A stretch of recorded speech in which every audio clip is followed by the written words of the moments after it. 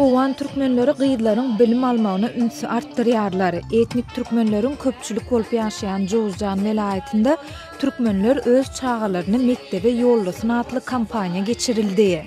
Owan türkmenleriniň Oguzlar atly jemgyýetiniň guramaçylygynda we yerli türkmen wekilleriniň gatnaşmagynda geçirilen çäre Jowzjan welaýatynyň häkiminiň ornwasary Abdulkadir Maliýe ýardam berdi.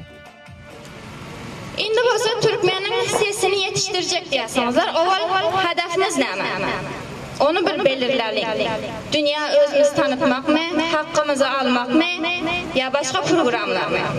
Başka kavimlerin bizden mektebe gitti, ama Türkmen bolan aydı bilen yoktur, çünkü rişhan detiyatlar. Türkmen kızın mektebe koymazlar. Amma men hiç bile Türkmen bolandan mümkün olmadı. Men Türkmen kızı deydim, mücadele ettim, uruştum, okuşup billeteliğinem devam ediyorum. Hakkımı her yerden diledim, aldım ama inşallah olsa hakkımı dilemene devam edecek. Owan türkmenleriniň gyýyz çağalaryna bilim bermek boýunça şeýle kampaniýa ilkinji gedek geçirilýär. Gündogry we Demiradyk Owganstanda Owan türkmenleriniň köpçülik bolup ýaşaýan welaýatlarynyň aglabasyna gödäwçilik edýän jeňçiler gyýyz çağalaryň mektebe gatnamagyna ruhsat bermeýär. Emma şol Taliban gyýyzlaryň mektebe gatnamagyny gadagan etmejegini aýtdy. Türkmen owalarynda mektepler işläp başlady.